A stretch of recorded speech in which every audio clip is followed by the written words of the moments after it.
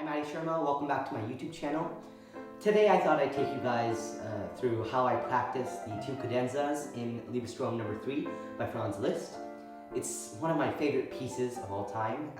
The title actually translates to Love Dream, and I'm a big fan of those, dreamy sort of very emotional romantic era period pieces. And so learning this one was a daunting experience, but I feel I'm now confident enough to play through it well.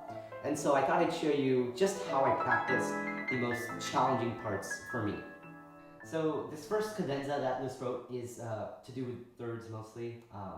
I have a lot of difficulty with this because of the aspect of thirds. I mean, a lot of pieces that face those sort of parallel movements. An example of double thirds is actually the double thirds etude, or etude in G sharp minor, opus 25, number 6, by Chopin. And so that etude is centered all around thirds, and it's probably one of the more difficult ones, or maybe even the most one of the most difficult. And so when I looked at this cadenza, I was pretty scared. I still have a lot of trouble with it right now. So let's just try like a dotted rhythm.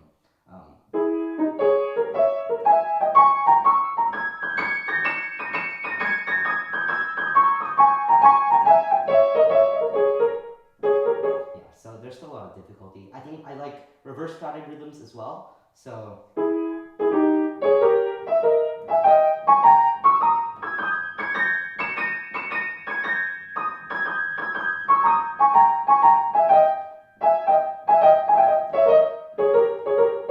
so it's something like that. I think I messed it up going down, but it's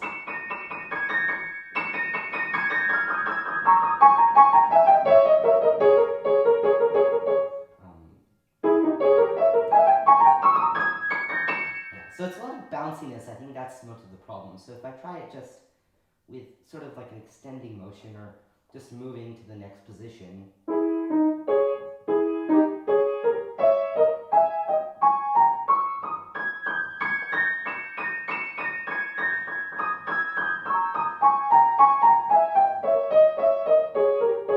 Yeah, that sounds better.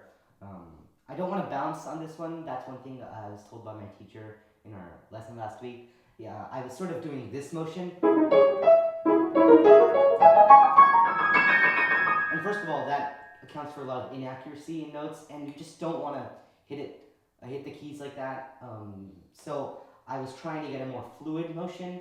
A lot of renditions I've looked at online have a really like fluid technique almost. It seems really smooth, but to me, every shift is like another detachment, and the shifts that I'm talking about are specifically for me those sections. So like.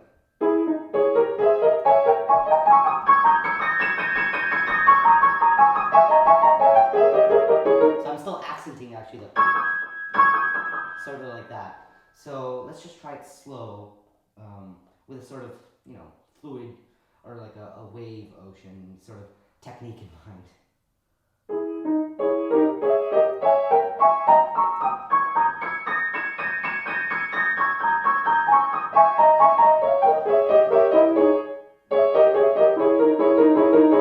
It's pretty difficult. So.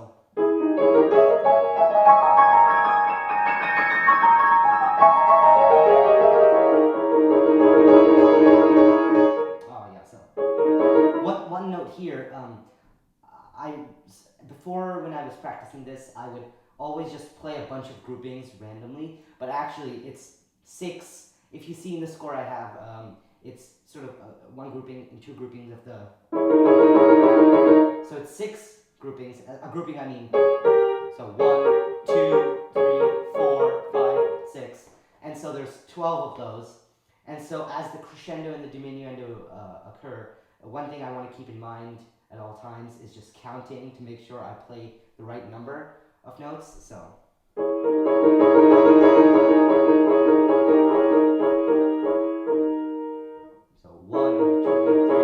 5, 6, 7, 8, 9. Yeah, so something like that. So let's just try it again from the beginning of that.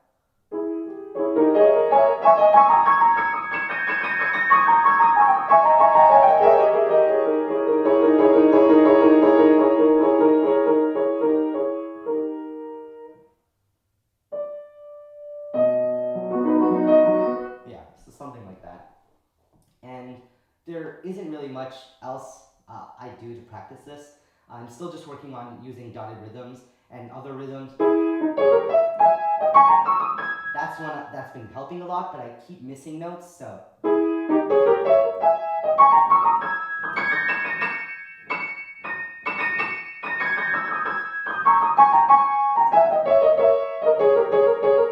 Something like that.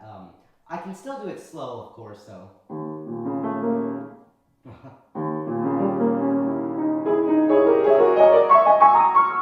That's not slow.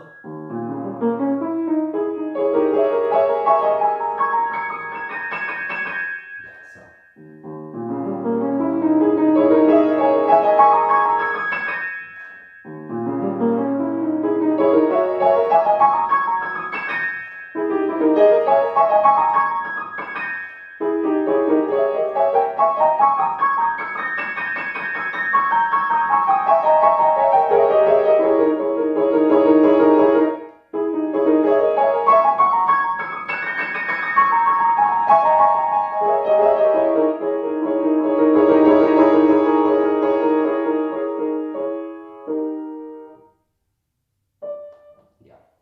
So that's sort of the way I've been practicing this.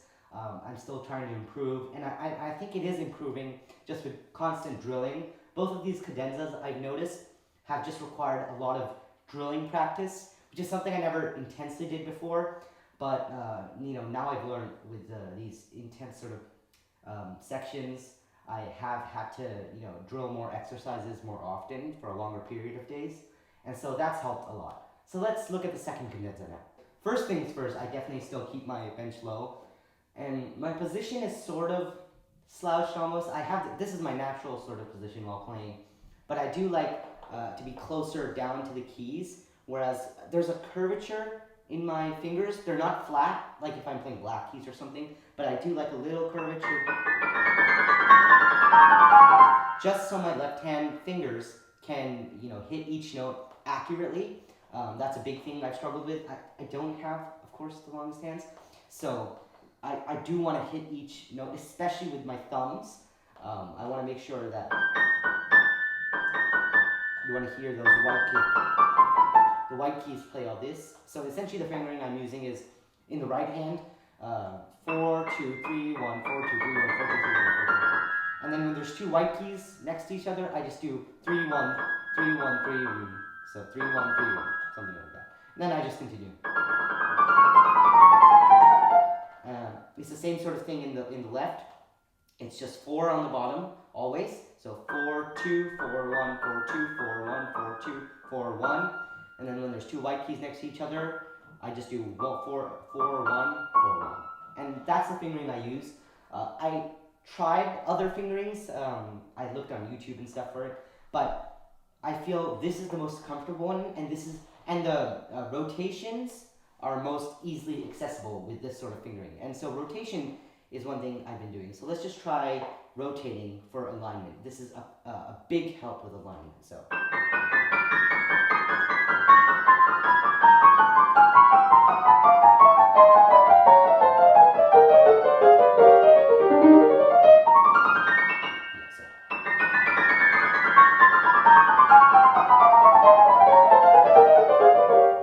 I do these big rotations, so let's try just minimizing it now.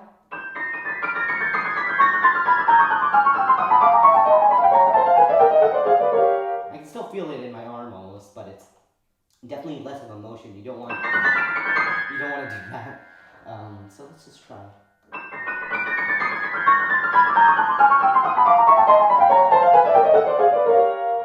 So it is slightly unlined. I'll try maybe blocking it. Solid chords, especially in groupings, just like the first cadenza. I've been practicing in groupings, so.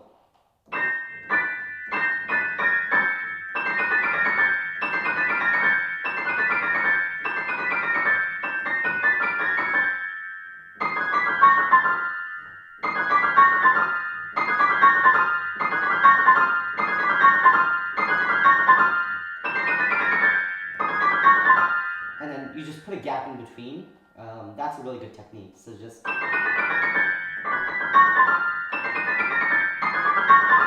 to just minimize the gap. So let's try just gradually easing into it.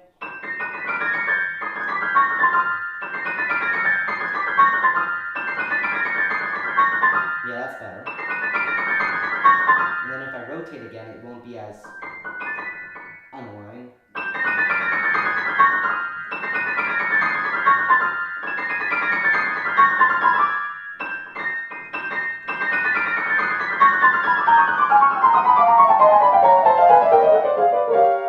Yeah. And by the way, the position I'm keeping, especially for this cadenza, I like to have, you know, my entire body sort of stays put. I don't like moving around on the bench a lot during pieces. So my right leg is, my left leg, sorry, is outwards, and my right leg is just in the pedal position. And I sort of slouch almost. I don't know what to call it, but I'm twisting my body here, so I'm just trying to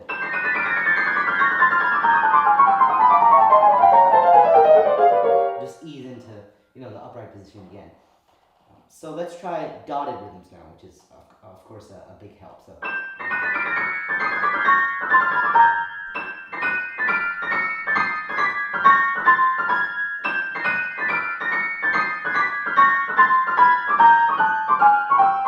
that's all really bad. And then reverse dotted.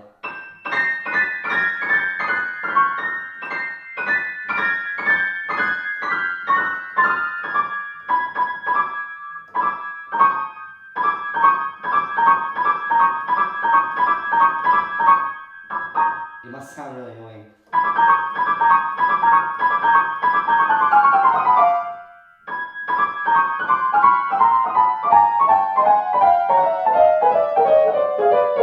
And staccato.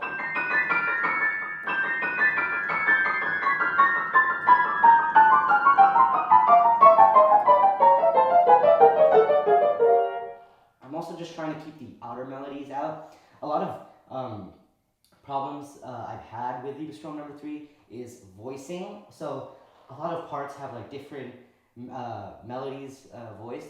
I think he wrote it in such a beautiful, like layered, he wrote such beautiful layered parts, especially in the middle section, the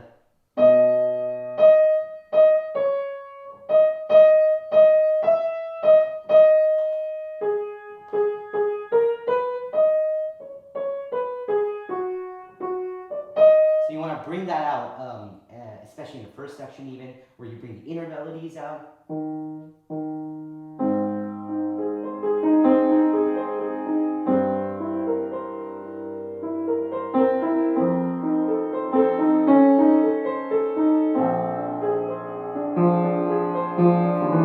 Something like that. I messed up there, but it's mostly about keeping the melodies prevalent. And so it's the same thing here, just outer melody. One thing that I think will help is maybe accenting each group. So.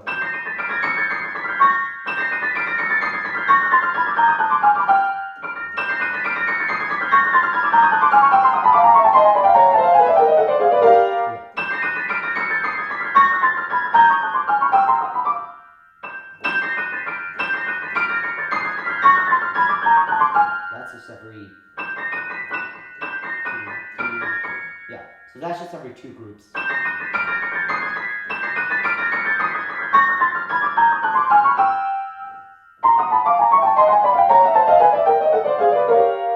just had a gap there because practicing in groupings, I just like to, you know, place little gaps, close them down eventually when I keep going.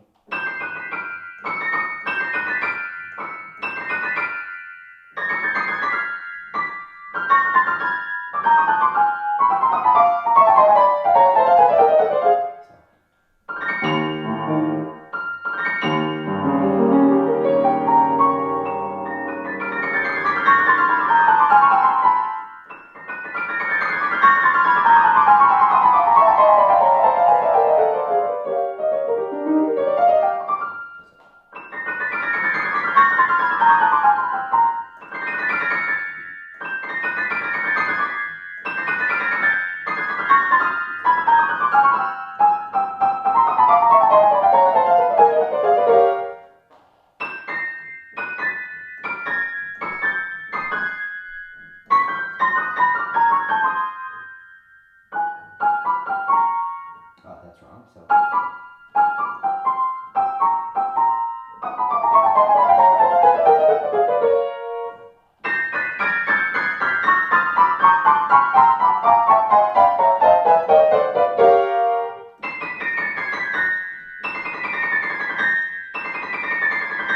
My right hand is definitely stronger, as with most pieces, so.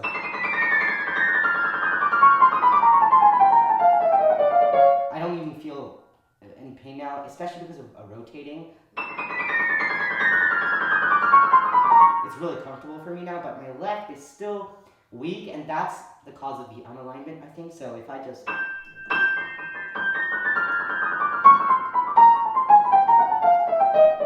Yeah, so.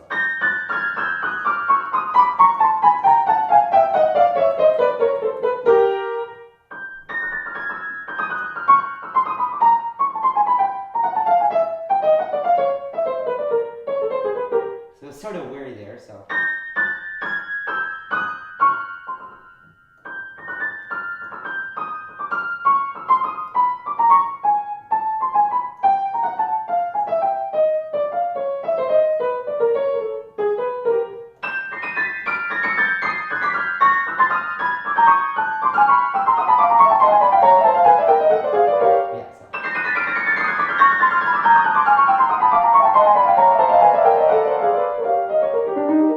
That's how I think I've been solving most of the problems here. It's finally coming together, I think.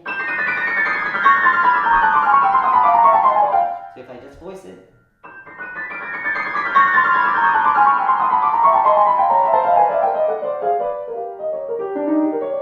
For the rest of the section, I just sort of I do take the E flat here in the left hand.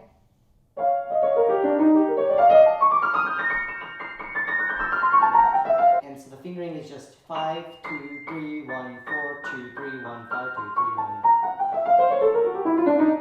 1. Yeah, and it's pretty generic. I think I found this part going down really easy. I think it fits really well into my hand. So I just feather the pedal throughout this entire cadenza. Let's just try it one last time.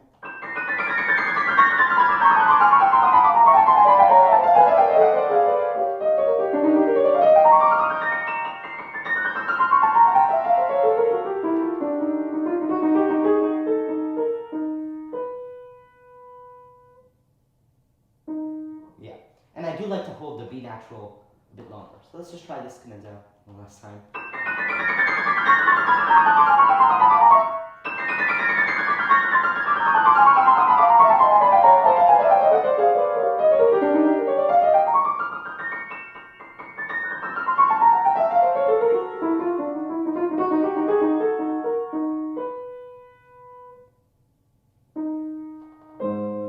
And so on and so forth.